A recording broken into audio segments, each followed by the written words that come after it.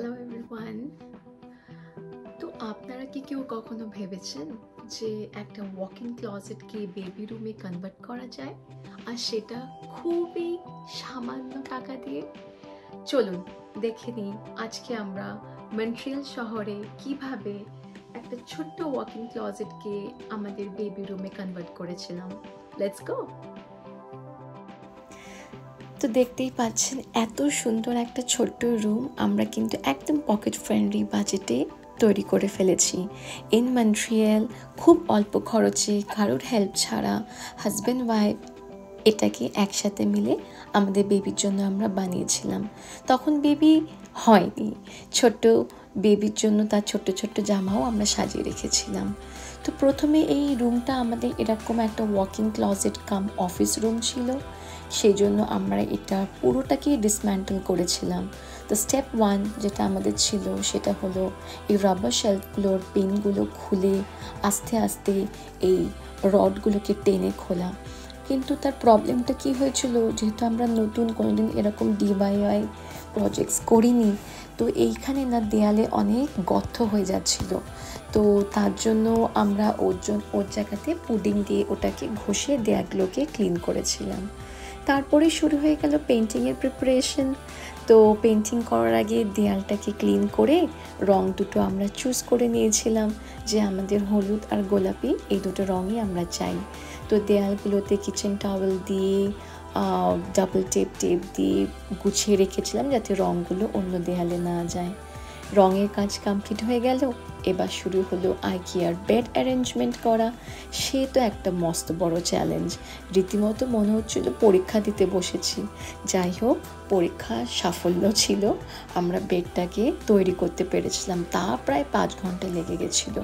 কিন্তু বেডে এত স্টোরেজ, আর নিচে আমরা কার্ডবোর্ড দিয়ে ওই এক্সট্রা স্টোরেজটাও খুঁজে পেয়েছিলাম। এখন শুরু হয়ে গেল আমাদের ফাইনাল রুম ট্যুর। দেখুন তো আপনাদের কেমন লাগে, আর যদি ভালো লাগে একটা লাইক করে দেবেন। আর যদি কোনো কোয়েশ্চেন্স থাকে যে আমরা কোথা থেকে কিনলাম, কি বৃত্তান্ত, আমাকে একটা কমেন্ট করবেন, আমি জানিয়ে দেব। টিল দেন সবাই হ্যাপি থাকবেন, হেলদি থাকবেন, অনেক মজায় ছোট্ট থাকবেন। মেয়ের নাম কিন্তু আমরা লিখে রেখেছিলাম। এই যে নামটা, সেটা আমরা ইটসি বলে একটা ওয়েবসাইট থেকে অর্ডার করেছিলাম। ওখানে অনেক কালার অপশনস আছে, আমরা লাইট ডাস্টি পিঙ্ক চুজ করেছিলাম। তারপরেই সামনে যে আমরা বেডটা দেখতে পাচ্ছি সেটা কিন্তু ইকিয়ার একটা বেড। অ্যান্ড আমাদের ছোট্ট করে আমরা কিন্তু একটা আমাদের বুক শেলফ বা বেবি লাইব্রেরি ক্রিয়েট করেছিলাম।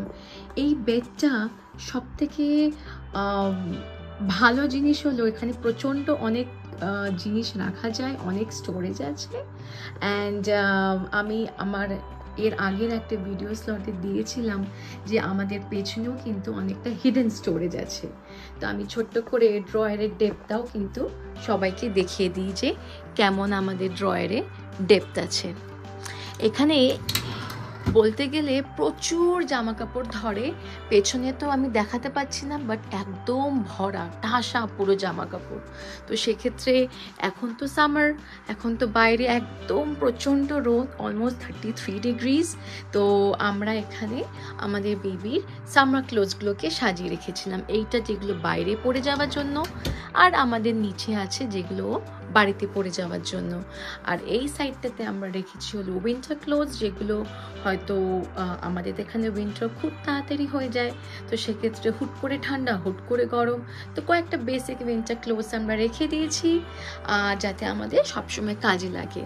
আর এখানে আমরা ছোট্ট করে আমাদের বেবির জন্য একটা লাইব্রেরি ক্রিয়েট করেছিলাম। কালকে এখানে খেলতে এসে বইগুলোর অ্যারেঞ্জমেন্ট একদম নষ্ট করে দিয়েছে, বাট এটা ওর খুব পছন্দের জায়গা। তারপরে দেখিয়ে দিই, এখানে যেহেতু আমরা বেবিকে শুয়ে চেঞ্জিং করাই, তাই আমরা এখানেই ওর বেসিক কিছু ডাইপার চেঞ্জিং স্টেশন, যেগুলো বেসিক ডাইপার র্যাশ ক্রিম দুটো, ডাইপার ওয়াইপস, কিচেন টাওয়েল আর ওয়াইপস আমরা রেখে দিয়েছি। তারপরেই সাইডে একটা আমাদের লাইট আছে, যে লাইটটা আমরা ইকিয়া থেকে অর্ডার করেছিলাম। 3টে পয়েন্টেজ আছে, যথেষ্ট লাইট এখানে কিন্তু হয়। এই যে ডিজাইনসগুলো আমরা করেছি, এই একটা করেছি, আর আমাদের আর একটা আছে এইখানটাতে, এই ডিজাইনসগুলো কিন্তু আমরা হোম ডিপো বলে আমাদের একটা দোকান আছে ক্যানাডা মন্ট্রিয়ালে, অ্যাকচুয়ালি এটা অ্যাক্রস ক্যানাডায় আছে, যেখানে এরকম উডেন শেলফস পাওয়া যায়। সেগুলোকে আমরা মেজারমেন্টস, আমাদের নিজস্ব মেজারমেন্টস করে নিয়ে আমরা এগুলোকে রং করেছিলাম, সেই একই হলুদ রং আর গোলাপি রং যেটা আমরা এই দেয়ালে দেখতে পাচ্ছি আর যেটা আমরা এই দেয়ালে দেখতে পাচ্ছি। আপনারা কি কেউ কখনো ভেবেছেন যে এইটুকু খরচে, আমার ডেসক্রিপশনে আমি সমস্ত কস্ট ডিটেলস দিয়ে দিয়েছি, যে একটা ফুল ফ্লেজড রুম বানানো যায়, যেটা বেবিও ইউজ করতে পারবে আর বড়রাও ইউজ করতে পারবে। It can be a guest bedroom, it can be a baby room as well. খুব মজার ব্যাপার। আর যদি আপনাদের কারোর এই ট্রান্সফরমেশনটা ভালো লাগে বা কোনো আইডিয়াস আপনাদের হেল্পফুল হয়, কারণ আমরা অনেক লোকের সাথে কথা বলেছি, অনেক ওয়েবসাইটস ঘেটে এই আইডিয়াটা আমরা সিলেক্ট করেছিলাম, কারণ এইটা আমাদের কাছে কস্ট এফেক্টিভ লেগেছে অ্যান্ড কুইকলি হয়ে গেছে অ্যান্ড কারোর হেল্পও লাগেনি। তো সেক্ষেত্রে যদি এরকম কোনো আইডিয়াস আপনাদের লাগে, প্লিজ একটা লাইক করে দেবেন অ্যান্ড ড্রপ দ্য মেসেজেস। কোনো কমেন্ট যদি থাকে, আমি প্রত্যেকটা কমেন্টের উত্তর দেবো, যেটুকু আমি জানি, যেটুকু আমি পারি। আর আমার সমস্ত ডেসক্রিপশনে সব ডিটেলস দেওয়া থাকবে, যদি আপনাদের ইচ্ছা হয় আপনারা ওখান থেকে দেখে নিতে পারেন। If you really like the video, if the video is helpful for you, then please do like, comment and subscribe.